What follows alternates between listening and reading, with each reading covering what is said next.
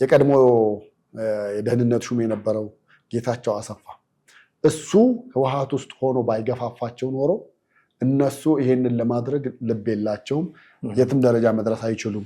ሰሞኑን ብርጋዴር ጄኔራል ምግበይ ኃይሌ ዝግጅታችንን ጨርሰናል እንደዚህ እያለ ሲፎክር ሰምተናል። አክሱም ከተማ ውስጥ ከኤርትራ ጋር ከአገው ጋር ከአፋር ጋር እናብራለን እንደዚህ እያለ ሲናገር ሰምተናል።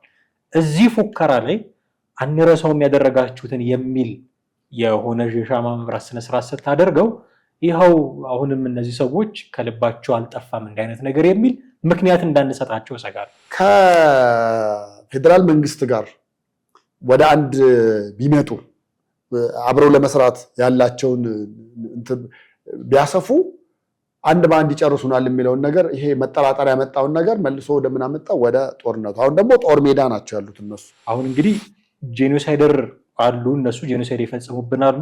እነሱን ለመዋጋት ከኤርትራ ጋር አብረን እንቆማለን፣ አብራችሁን ቁሙ ነው የሚለው የምግበይ ኃይሌ ንግግር። ህወሓት ብቻውን የተዋጋበት ጊዜ የለም።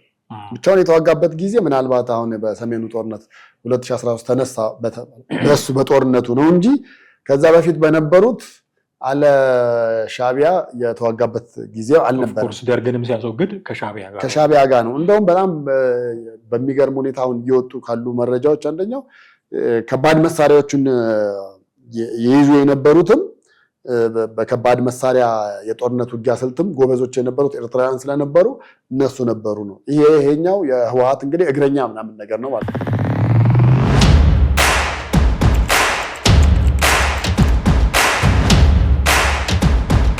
ሰላም እንዴት አላችሁ? ውድ ቤተሰቦቻችን ዘኢትዮጵያ ቻናላችን እየተከታተላችሁ ነው። ቴዎድሮስ ካሳና ማደገፋ ከእናንተ ጋር ቆይታ እናደርጋለን።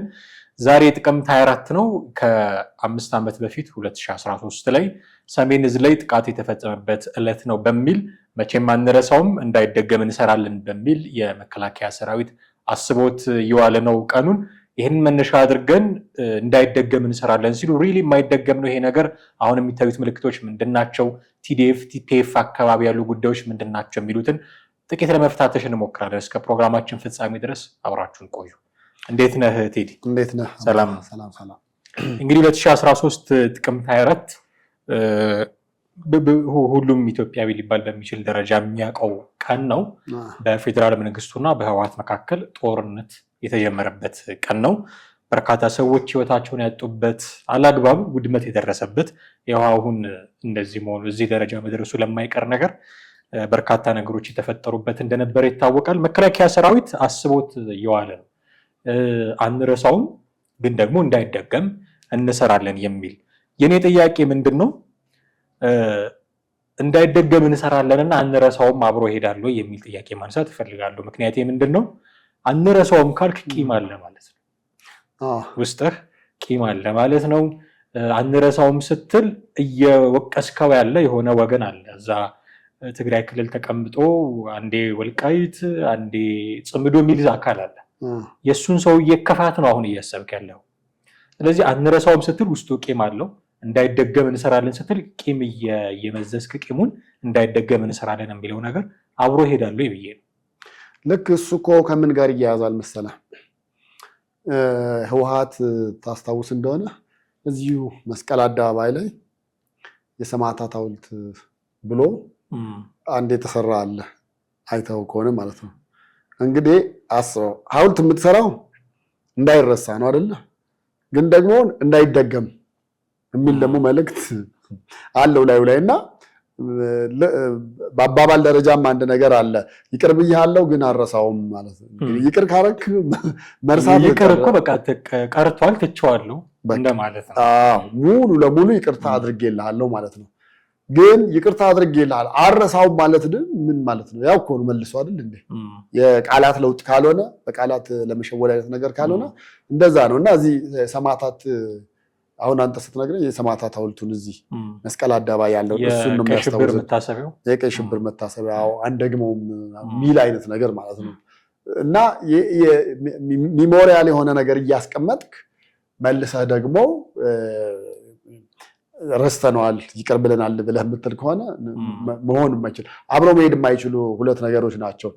ልክ በዚህ ቀን እንግዲህ 2013 ደግሞ ልክ ኮቪድ በገባ በአመቱ አካባቢ ነው 2012 ገባ 2013 ዓመትም ሳይሞላው ነው እንጂ እንደው መጋቢት 4 ምናምን ነበር ዓመት አይሞላው ልክ ዓመት ሳይሞላው ደግሞ ያን አይነት ጦርነት ተፈጠረና ጦርነቱ በእርግጥ በትግራይ ውስጥም ከፍተኛ ውድመት ነው በህዝቡ ላይም አእምሯቸው ውስጥ በጣም የማይሽር ጠባሳ ጥሎ ያለፈበት አለ በጣም ትግራይ እንደምታወቀው እንግዲህ ከበርካታ በአጼውም ዘመን ጦርነት ላይ ነበረ በደርግ ዘመንም እንደዚሁ ደርግን ለመጣል በቃ እነሱም ከገቡ በኋላ ራሱ ደግሞ 10 ዓመት ያህል እንኳን በደንብ የስልጣን ጊዜው እንኳን ሳይቆይ ደግሞ እንደገና ከኤርትራ ጋር እንደዛ አይነት ጦርነት ተፈጠረ 1990 እና እነዚህ ነገሮች ስታያቸው በቃ አካባቢው ሁሌም ከጦርነት ያልጸዳ አካባቢ የጦርነት እንደነበረ ታስታውሳለህና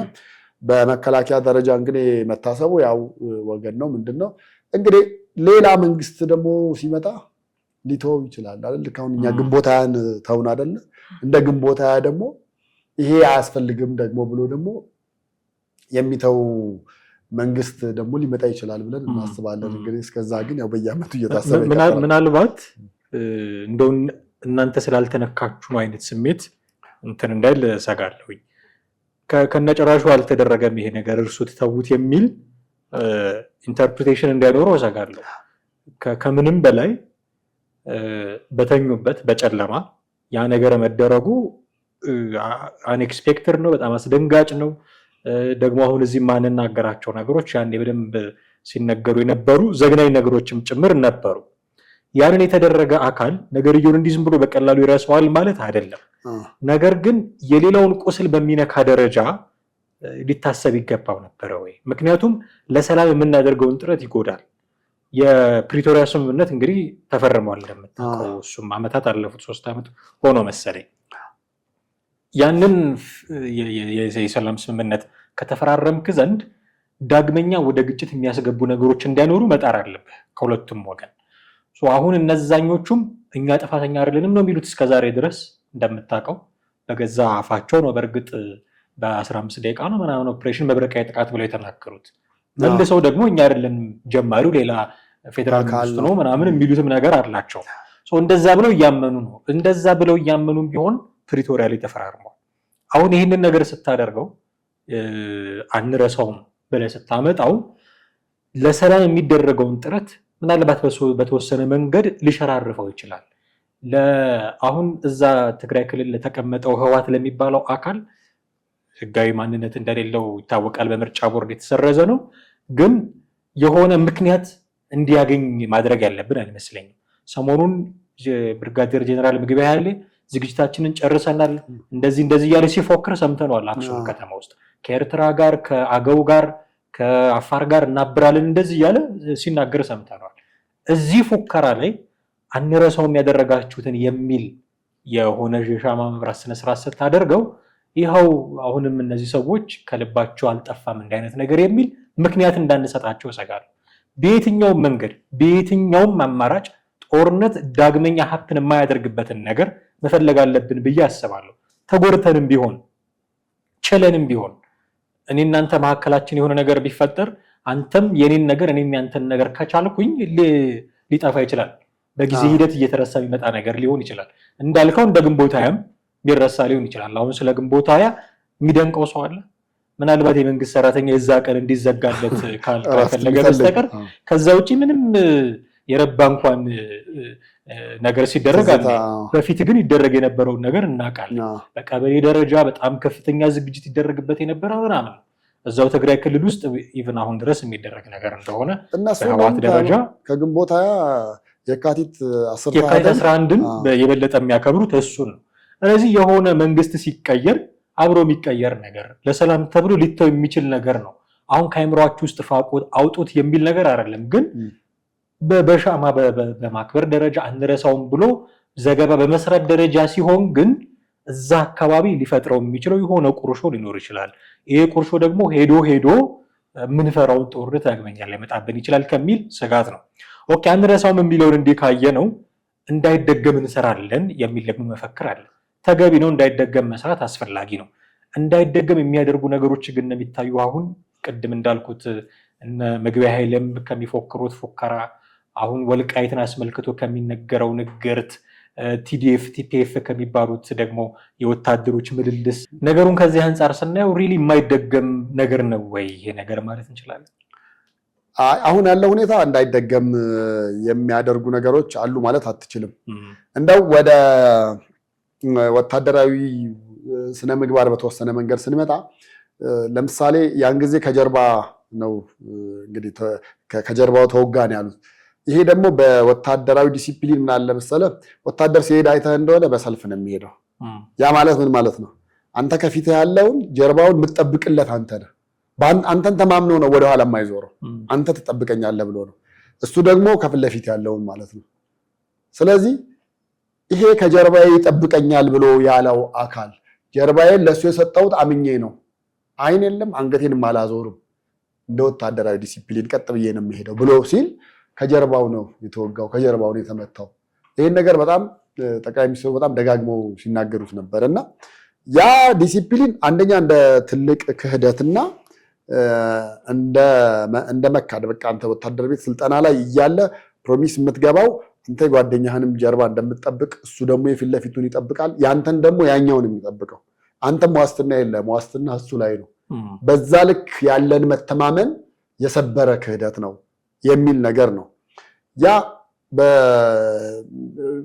እንደው በፈለገው ቋንቋ ብናድበሰብሰው ምን ብንለውም የሁሉም ነገር መቋጫው ችግሩ የፖለቲካ ነበር። ፖለቲካው ያመጣው ነገር ነበረ። አሁን ያው መልሰው ሲጨባበጡ እኮ ፖለቲካው መልሶ ሌላ ነገር እያመጣ እንደሆነ እያየን ነው። ስለዚህ ይሄ ፖለቲካው ነገር ደግሞ አሁንም መልሶ እዚህ ላይ ጥሎናል። አሁን ያለንበት ደረጃ ደርሰናል። የጀነራል ምግበይን ያነሳው ነገር እኚህ ሰው ባለፈው ሳምንት ካልተሳሳትኩ አንድ ጉባኤ ላይ የተናገሩት ነገር ጭራሽ አሁንም አንደኛ ለጦርነት በጣም ዝግጅት ላይ መሆናቸውን ገና ወደ ማሰልጠኛ ቦታው ሳይሄዱ በፊት ነው የምልህ፣ ወደ ማሰልጠኛ ቦታው ሳይሄዱ አዳራሽ ውስጥ የተናገሩት ንግግር ነው። ምንድን ነው ያሉት? እኛ አሁን ከነሱ ጋር አብረን ብንሆን አንድ በአንድ እየለቀሙ ይጨርሱናል። አንድ በአንድ እየለቀሙ አይተው ሊሆን ይችላል ቪዲዮ። በቃ ስለዚህ ይሄ ነገር ሊያመጣ የሚችለው ነገር ምንድን ነው? ፖለቲካ ውስጥም በለው በሌላውም መስመር ብትሄድ ዞሮ ዞሮ መተማመንን ነው አመጣህ። ተማምነህ ነው የምትሰራው እንጂ መተማመን በሌለበት መንገድ ላይ ምንም ልትሰራ አትችልም። ከፌዴራል መንግስት ጋር ወደ አንድ ቢመጡ አብረው ለመስራት ያላቸውን ቢያሰፉ አንድ በአንድ ይጨርሱናል የሚለውን ነገር ይሄ መጠራጠር ያመጣውን ነገር መልሶ ወደ ምን አመጣው? ወደ ጦርነቱ። አሁን ደግሞ ጦር ሜዳ ናቸው ያሉት እነሱ ዋናው ቦታ ላይ ማለት ነው። ነገ ከነገ ወዲያ ደግሞ ከኤርትራ ጋር የማይቀረው ጦርነት ስለሚሆን ጦርነት ሊገፋፋ የሚችል ድርጊት ነው እየተካሄደ ያለው። በነገራችን ላይ ጦርነቱ የኢትዮ ኤርትራ አልተጀመረም ብለህ በል እንጂ የሁለቱ የቲዲኤፍ እና የፒዲኤፍ የነሱ ደግሞ ቲፒኤፍ አሁን በፒል የሚለያዩ ፒዲኤፍ እንደሚሆኑ ይሻላቸው ነበር ብለን ነው። ሁለቱ ኃይላት አሁን ከትናንት ወዲያ ኃይለኛ ፋይት ላይ እንደነበሩ መረጃ ወጡ።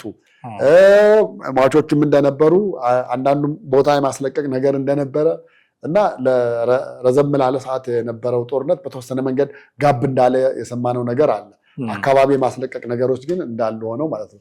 ስለዚህ አሁን ጦርነቱ እኮ ወደዚህ አልመጣም እንጂ እዛ አካባቢ ባለው በሁለት አቅጣጫ መጀመሩ አይቀሬነትን የሚያሳዩ ነገሮች ናቸው እነዚህ።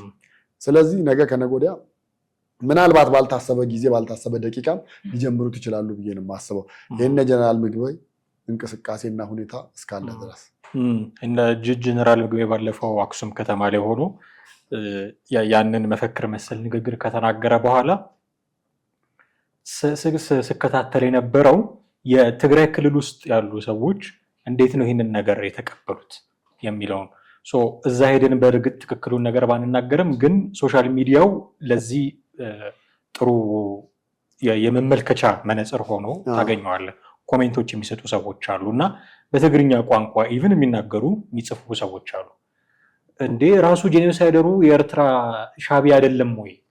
አሁን እንግዲህ ጄኖሳይደር አሉ፣ እነሱ ጄኖሳይድ ይፈጽሙብናሉ፣ እነሱን ለመዋጋት ከኤርትራ ጋር አብረን እንቆማለን፣ አብራችሁን ቁሙ ነው የሚለው የምግበያ ኃይሌ ንግግር።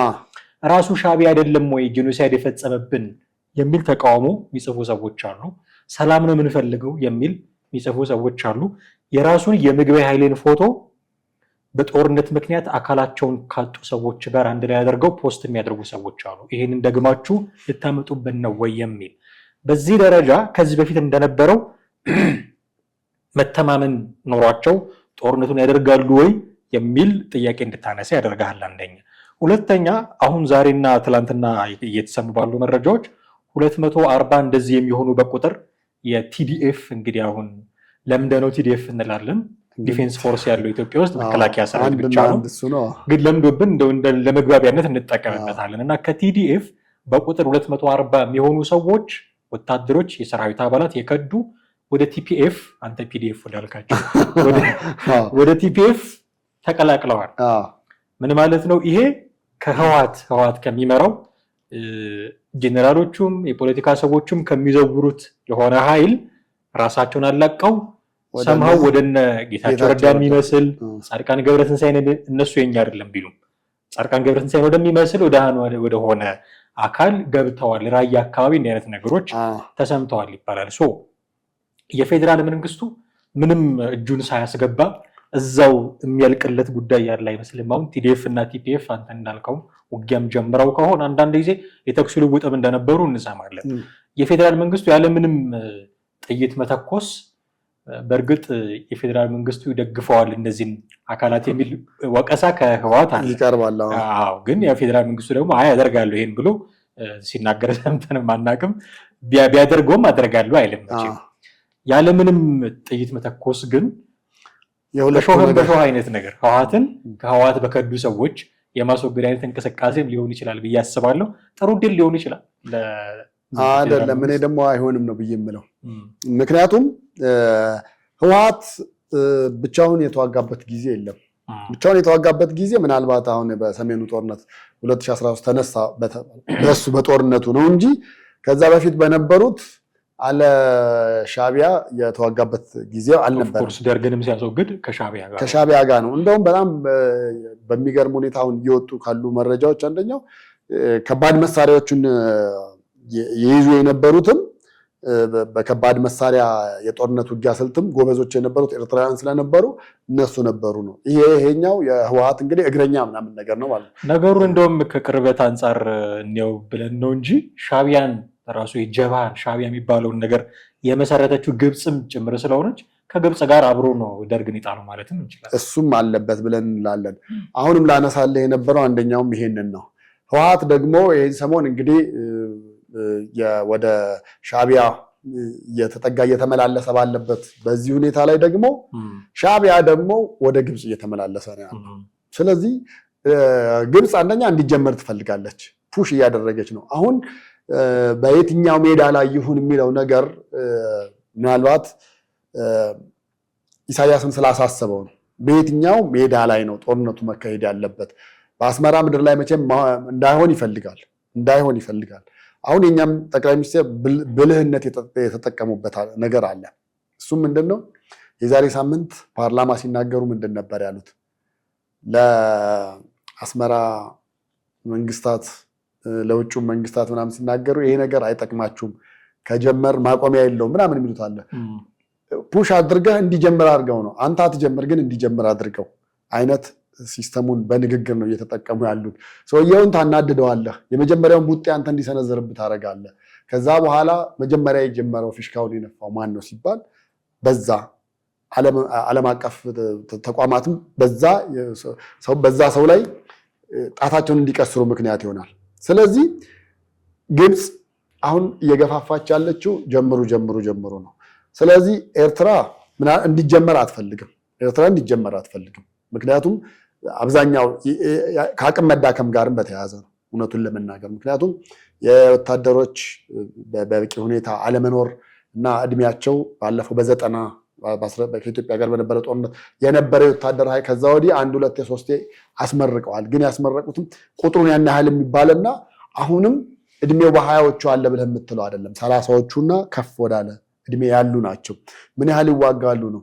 በሌላም በኩል ደግሞ የኛ መንግስት ደግሞ ድሮኖቹን አይደለም ከጦርነት አልፎ ትርኢት ማሳያ ራሱ በኤአይ የተደረገባቸው ናቸው ያሉት። ስለዚህ እነዚህን ሁሉ አንድ ቀን መላክ ይቻላል ነው እና አሁን እንደሚባለው ወይ ደግሞ አሁን ከአንተ ጋር አንተ በሀሳብ ደረጃ እንዳነሳው የሁለቱ የህወሓትና የጌታቸው ረዳ ትሮች ብቻ ተጋጭተው የሚቆም ነገር አይደለም ነው።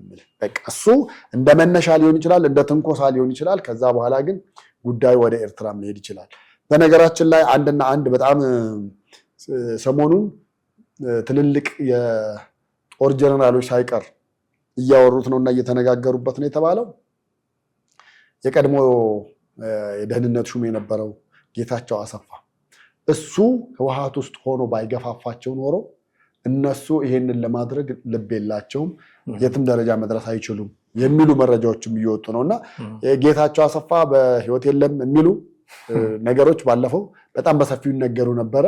ግን አሁን ደግሞ እሱ ነው አጠቃላይ የመራቸውም በዚህ ሂዱ፣ በዚህ ውጡ፣ በዚህ ግቡ፣ ይሄን አድርጉ፣ ይሄን አታድርጉ የሚላቸው እንጂ እነ ደብረጽዮን ያን ያህል ብቃት ኖሯቸው እያደረጉ ከነ ደብረጽዮን ጀርባ ስውር የሆነው እጅ ያለው ጌታቸው አሰፋ አለ እሱ ነው የሚሉ መረጃዎች ነው አሁን ደግሞ እየወጡ ያሉት እንግዲህ እንደ አዲስ ማለት ነው።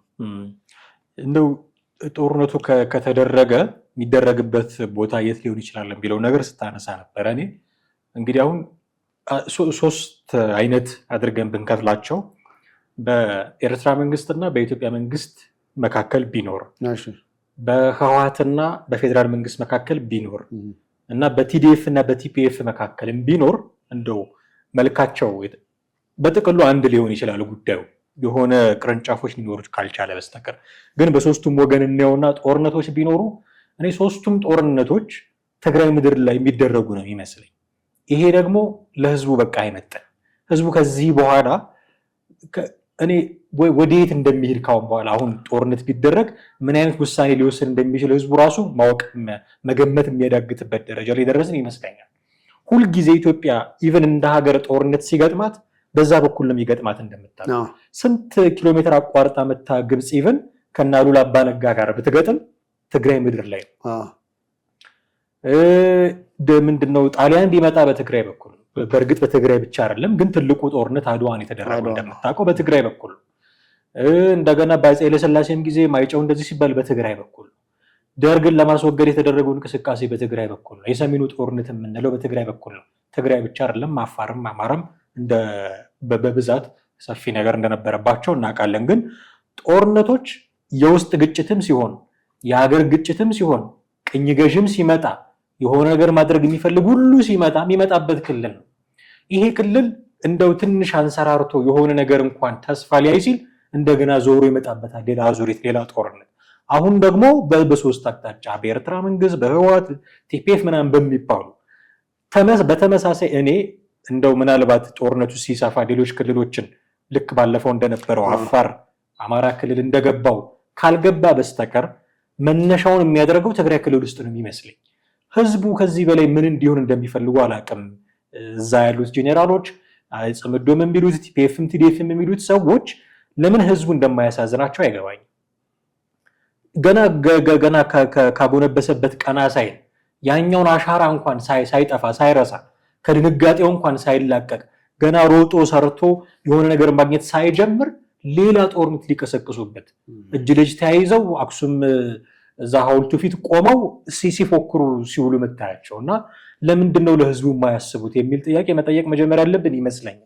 በአንድም በሌላ መንገድ ቅድምም ለማንሳት እንደሞከርኩት ትግራይ ክልል ውስጥ ያሉት በተለይም ወጣቱ ከዚህ በኋላ ጦርነት አንፈልግም የሚል ሜንታሊቲ ማዳበር ጀምሯል። ይሄን መስማት ለምንድን ነው ያልፈለጉት? በእርግጥ የሚነሱ ጉዳዮች አሉ። ጦርነት ከሌለ ቀውስ ካልተፈጠረ ትግራይ ክልል ውስጥ የወርቅ ንግድ የሚቆምባቸው ጀነራሎች አሉ። በሌሎች ንግዶች ውስጥ የተሳተፉ አሉ። ራሱን ምግባዊ ኃይልን ልጆች አሜሪካ ነው የሚማሩት፣ እኛ እዚህ ሆነን ለአንተ ህይወታችን አንገብርም የሚሉ ደፋር ተናገሮችም እየወጡ ነው። የሚሆነውም እንደዛ ነው። ልጆቹን አሜሪካ ወይ ዱባይ እንደዚህ እያስተማረ በሌላው ሰው በድሃው ነብስ የራሱን የወርቅ ንግዱን የሚያጣጥፍ ጄኔራል የበዛበት ነው። ስለዚህ እንደው ለነሱ ለሀብታቸው አስበው ለሚያደርጉት ነገር አስበው ሌላ ቦታ የሚያስተምሯቸው ልጆቻቸው ሆድ እንዳይጎላ አስበው ካልሆነ በስተቀር ለትግራይ ህዝብ አስበው የሚያደርጉት ጦርነት ያለ አልመሰለኝም። ይህንን የምታውቀው ህዝቡ አሁን በቃ የጀርባቸውን እየሰጣቸው ነው ያለው። ራሱ ሰራዊቱ መከፈሉን ስታይ፣ ህዝቡም ጥያቄ ማንሳቱን ስታይ እንደ በፊቱ እንደው የፖለቲካ መለያየት እንኳን ሲኖርባቸው የሆነ ጦርነት በመቀስቀስ ነበር አንድ የሚሆኑት ይባል ነበር። አሁን ያ አንድነት የለም ከነጨራሹ እና ለምን ለህዝቡ እንደማያስቡ ሁሌ ጦርነት ሲመጣ እዛ ትግራይ ምድር ላይ መሆኑ ካልቀረ ለምን ለዛ ህዝብ እንደማይቆረቆሩለት ህወሓት ነው ስማቸው። ህዝባዊ ወያኔ ሓርነት ትግራይ ነፃ እናወጣለን ነው። ከጦርነት ነፃ ያወጡት ነፃ እናወጣለን ካሉ ከጦርነት ነፃ ያወጡት በየጊዜው እየመጣ እየደጋገመ ጦርነት እዛው ክልል ላይ ሲሆን የምናየው እና ቢችሉ ገበሬው በሰላም አርሶ የሚበላበትን መንገድ ቢያመቻቹ። አሁንም ድረስ እኮ በእርዳታ ነው። ባለፈው ጠቅላይ ሚኒስትሩ ሲናገሩ ነበር የምንልከው ገንዘብ ሁሉ በ70% እና 60% ለወታደሩ ነው የሚውለው፣ ለታጣቂው ነው። ታጣቂው ወታደሩ ማለት ደግሞ ትጥቅ እንዲፈታ ፕሪቶሪያ ላይ የፈረምክለት አካል ነው። ትጥቅ አልፈታም ከፕሪቶሪያው ጋር ይጋጫል። የሚላከው በጀት ለሱ ነው የሚውለው። ትግራይ ክልል በምንድን ነው እየተዳደረ ያለው? እንዴት ነው ሰርቫይቭ እያደረገ ያለው ይህንን ችግር ብትል ምንም እንደው ህዝቡ መቼም ፈጣሪውን የሚፈራ ህዝብ ነው። በሆነ ተአምር ካልኖረ በስተቀር እንደምታውቀው እንኳን በእንደዚህ አይነት ሁኔታ ውስጥ ሆኖ እኛም እዚህ ያለነው ሰዎች እንዴት ስትራግል እያደረገን እንደሆነ ታውቃለህ።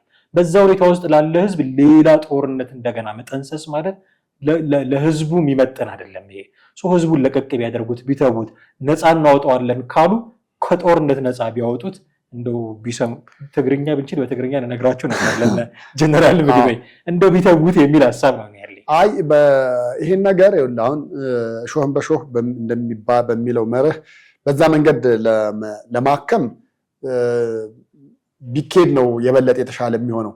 እኔ አሁን ልንገርህ፣ ሌላው እንደው ጠቅላይ ሚኒስትሩም ምንም 40 ቀን በተከታታይ እንኳን ቢያወሩ እዛ ጋር መፍትሄ ይመጣል ብለህ ማለት አትችልም። ምናልባት መፍትሄ ሊመጡ የሚችሉት እንደኔ እንደ አንድ አሁን ለትግራይ ህዝብ እንደ አንድ መፍትሄ አካል ብለህ ጠቁም ብለህ ብትለኝ አክቲቪስቶቹ አንድ ላይ ተሰባስበው ቢናገሩ ወጣቱ ይሰማቸዋል። እዛ አካባቢ ያለው በተለይ እነ ስታሊን፣ ሌሎች እነ ዳዊት አውራምባ እንደዚህ አሉ። ብቻ የህወሓትን ማንነት እያወጡ እየገለጡ ያሉት ግን በዛው ልክ ደግሞ የህወሓትም ደጋፊዎች አሉ። በዛው ልክ አሉ። ምናልባት የጥቅም ተጋሪ ሊሆኑ ይችላሉ፣ ወይ ቤተሰቦቻቸው ደግሞ የህወሓት አመራሮች ሆነው ሊሆን ይችላል። እንደዛ በዛው ልክ አሉ እንጂ አሁን ወታደሩ ማን አስገድዶት ነው ታዲያ የሚዋጋው? ኢቲዲኤፍ ማን አስገድዶት ነው? ለምን ይዋጋል? ለምን ሌሎቹ እጃቸው እንደሰጡት እንዳለ ሰጥቶ አይገባም? ወይ ደግሞ እንዲህ እንደው ሂዱ ጥይት ያዙ ውጡ ተኩሱ ምናምን የሚሏቸውን እነ ጀነራል ምግበይን ለምንድን ነው አንዳቸው እንኳን አንድ ሰው ይሰዋ ብለው ጨርሰውት ወደ ሰላሙ የማይመጡት የሚል አማራጮች ልታመጣ ትችላለህ። ግን በዛው ልክ ደግሞ አሉ በቃ አሉ። አንዳንድ አሁን ቲክቶክ ላይ ግባና በተለይ ሁለቱ ኃይላት ፋይት ሲያደርጉ ዝም ብለህ አዳምጥ። ለህወሓት ወግነው የሚናገሩትን ሰዎች ምናምን ስትሰማ ትደነግጣለህ አንዳንዴ። እና ህወሓት እንደ ደማቸው በደም ስራቸው ይገባል። እንደዚህ እዚህ ጋር ብትቆርጣቸው ጠብጠብ የሚለው ህወሓት የሚል በዛ ልክ የሚንቀሳቀሱም አሉ ነው የምልህ።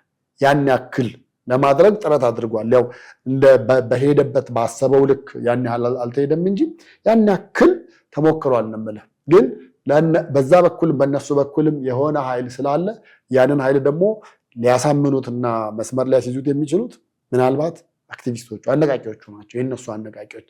ከዛ ውጭ ከነ ጀነራል ምግበይ ጋር ተሰብስቦ አንድ በአንድ ይጨርሱናል ተብሎ ሲባል እኮ የሚያጨበጭብ ካለ ምንድን ነው የሆነ ችግር አለ ማለት ነው እዛ አካባቢ። ያን ነገር ማስተካከል የማይችሉበት ደረጃ እንደሆነ ማለት ትችላለህ። አሁን እንግዲህ የመጪው ምርጫ ነው። ምርጫውም እየመጣ ስለሆነ በዚህ ዓመት የሚካሄደው እዛ አንደኛ ህወሓት ተሰርዟል፣ ሁለተኛ እዛ ክልል ደግሞ ይካሄዳል አይካሄድም፣ ስምረት ብቻውን ይቀርባል፣ ሌሎች ፓርቲዎች አሉ። እነሱም ነገሮች አካባቢው ላለው ስፍራው የግጭት ቀጠና እንዲሆን እንደ አንድ ምክንያት ይሆናሉ ብዬ ነው የማስበው። እና እዛ በእርግጥ አሉ ብዙ ግጭት ጠማቂዎች አሉ፣ ብዙ ለግጭቱም መንስኤ የሚሆኑ ነገሮች አሉ። እኔ እነዛን የሚያዩ አሁን እጃቸው የተቆረጠ አካላቸውን ያጡ በጦርነቱ ያሉ እነሱ እዛው ከጎን እያየህ መልሰህ ደግሞ ወደዚህ ወደ ጦርነቱ ለመግባት የሚደረገው አካሄድ ምን ያህል እንደሆነ ከባድ ነው። በእርግጥ አሁን የትግራይ አክቲቪስቶች ጠቅላይ ሚኒስትሩን ይወዳሉ ብለህ ብትል አይወዱም። ባለፈው በነበረው ጦርነት አይወዱም። ግን ጠቅላይ ሚኒስትሩን ይውደዱ የሚጥሉም በራሳቸው መንገድ ይሁን፣ ነገር ግን ለህዝባቸው በዛ መንገድ ደግሞ እነሱ የበኩላቸውን ሚና እንኳን ቢወጡ መልካም ነው ብዬ ነው የማስበው። ከዛ ውጭ ግን እንዳልከው እነዚህ የሶስት የጦርነት መነሻ መስመሮች እዛው ትግራይ መሬት ላይ ይሆናሉ። ከሶስቱ አንደኛው ቀድሞ ይፈነዳል። አሁን ልክ ከትናንት ወዲያ እንደፈነዳው አይነት ጦርነት ይፈነዳል። ከዛ በኋላ መቋጫ የሌለው ይሆናል ብዬ ነው የማስበው። ምናልባት እንደው መውጫ ሀሳብ እንዲሆንን ትግራይ ክልልን እየመራ ያለው አሁን ማን ነው የሚል ጥያቄም ተያይዞ እንድናነሳ የሚያደርገን ይመስለኛል። ከሰሞኑ ዝም ብሏል ሌተናል ጄኔራል ታደሰ ወረደ። የሚናገሩት ጄኔራሎቹ ናቸው። መጀመሪያም ጭምጭምታዎች አሉ። ደብረ ጽዮን የፈለገውን ሰው አስቀምጦ እሱ ነው የሚዘውረው አይነት ነገር። ባለፈው ሳምንት ስምረት ፓርቲ መስራች ጉባኤውን ሲያደርግ እዛ ፓርቲ ውስጥ የተሳተፉ ሰዎች የጊዜያዊ አስተዳደሩ አካል የነበሩ አንዲት ሴት ወዲያው ነው ከኃላፊነታቸው እንዲነሱ የተደረጉት። ይህንን ያደረጉት የህወሓት ሰዎች ናቸው። ጦርነት እንገጥማለን የሚሉት ጀነራል ምግበይ ኃይለ ናቸው። ማን ነው እየመራ ያለው ክልሉ?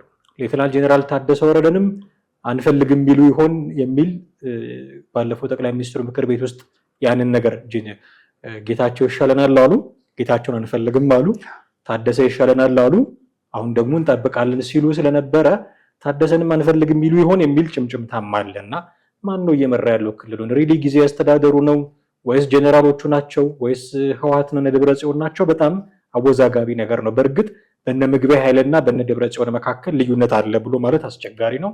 ወታደራዊ አመራሩንም ፖለቲካ አመራሩም የአንድ ሳንቲም ሁለት ገጽታ ሆነው ነው እየተንቀሳቀሱ ያሉት እና በጊዜው ያስተዳደሩ ነው ወይ እየተመራ ያለው ይሄ ክልል? እንደው ለይቶለት ግልጽ አልሆነም እንጂ ወታደራዊ አገዛዝ ያለበት ክልል አይደለም ወይ ብለህ እንድትል ያደርጋል። ምክንያቱም ጦርነት ሊኖር ከሆነ ጦርነት መኖር አለበት ብሎ የሚያውጀው ፖለቲካ አመራር ነው። አሁን ፌዴራል መንግስት ህወሓት ላይ መዝመት ቢፈልግ የሚወስኑት ጠቅላይ ሚኒስትሩ ናቸው ወይ ካቢኔያቸው። ከዛ ወታደሩ ያንን ነው ተፈጻሚ የሚያደርገው። ትግራይ ክልል ውስጥ ግን ጦርነቱን የሚያውጀው ምግበይ ኃይለ ነው እጅ ያስይዞ። ምክንያቱም ወታደራዊ አገዛዝ ውስጥ ነው ወይ ያሉትን እንደዚህ ሰዎች እንድትል የሚያደርገው እሱ ነው። ምንድነው ጊዜ አስተዳደር ውስጥ ያሉት ሰዎች ሲናገሩ በተዋረድ እነማን እንዳሉን በግልጽ አታውቅም። እኔ የማውቀው እውነቱን ለመናገር ታደሰ ወረደን ብቻ ነው ስራ አስፈጻሚ ተብለው ከሳቸው ውጪ እነማን ምን እየሰሩ እንዳሉን በእርግጥ በትክክል አናውቅም። ግን እነሱ ሲወስኑ እነሱ የሆነ አንዳች ነገር ሲያደርጉ አናይም። ከስምረት ጋር ተገናኝታችኋል ሲባሉና ከስልጣን ሲባረሩ ብቻ ነው ምናየው። ሪሊ ትግራይ ክልልን እየመራት ያለው ጊዜ አስተዳደሩ ነው ወይ ወታደራዊ አገዛዝ ውስጥ አይደለም ወይ ያለችው የሚል ጥያቄ እንደናነሳ ያደርጋል። እንደኔ ደግሞ እኔ ህወሓት ነው እየመራ ያለው ነው ብዬ የምልህ። ምክንያቱም ታደሰ ወረደ በፊት ጌታቸው የክልሉ ርዕሰ መስተዳድር ሆኖ ባለበት ወቅት ምሳውን ከጌታቸው ጋር እየበላ እራቱን ከነደብረ ጽዮን ጋር ነበር የሚበላው ታደሰ ወረደ። ስለዚህ በቃ ውሎ የቀን ውሎ አይደለም፣ አብዛኛው ማምሻህ ላይ የነበረው ነገር ነው። አንደኛ እሱ ነው። ሁለተኛ ደብረ ጽዮንና ምግበይ ባይፈልጉት ታደሰ ወረደ አንድ ቀን አይቀመጥም ስልጣን ላይ። አንድ ቀን አጠቃላይ በህወሓት ሰዎች ባይፈልጉት አሁን ብልጽግናን ያስቀመጠው ማን ያስቀመጠው ምናምን ሰው እንደዛ ሊያስብ ይችላል። የለም እንደውም ትግራይ ውስጥ አንድ የብልጽግናን ስም እዛው ትግራይ ውስጥ ሄደ መጥራት አትችልም። በቃ ከጠራህ አንተ ከጠቅላይ ሚኒስትር ጋር የምትፈረጀው ባንዳና እንድና በቃ እንደ እስጢፋኖስ በድንጋይ ተወግረህ እንድትሞት ልትደረጉሉ ትችላለህ ነው የምልህ። እና ያን ያክል በሚፈራበት ቦታ ላይ ብልጽግና እንዳስቀመጠው መታሰብ መቻል የለበትም። ደብረ ጽዮን ማነው ታደሰ ወረደን። ታደሰ ደግሞ የነሱ ይሁንታ ባይኖር አይቀመጥም ነበር። እያስፈጸመ ያለው የነሱን ነው። በእርግጥ ይሄ ሰውዬ የሚከብደው ነገር ሊኖር ይችላል። ምክንያቱም በዚህ በኩል ፌዴራል መንግስት ያዘዋል፣ በዚህ በኩል ህወሓት ያዘዋል። የሁለቱንም አመቻችቶ ሚዛናዊ አድርጎ መጓዝ የግድ ነው የሚሆንበት። በዛ ረገድ በዛ ሁኔታ ስላለ ብቻ ነው እስካሁንም ስልጣን ላይ ያለው። ከዛ ውጭ ባለው ነገር ቢሆን ግን በሚቀጥለው የሚሆነው ነገር የሚታወቅ ነው። ታስታውስ እንደሆነ ከ1-2 ሳምንት በፊትም ደግሞ ወጣ ብሎ ፎቶ ከሌሎቹ ጋር አብሮ የተነሳውን ፎቶ ሶሻል ሚዲያ ላይ የሚያየኑ ነበር፣ የቅርብ ጊዜ ፎቶ ማለት ነው። ስለዚህ ሁለቱን ማቻችሎ በቃ ተቀምጧልና አልጎረበጣቸውም፣ ምንም አላረጋቸውም።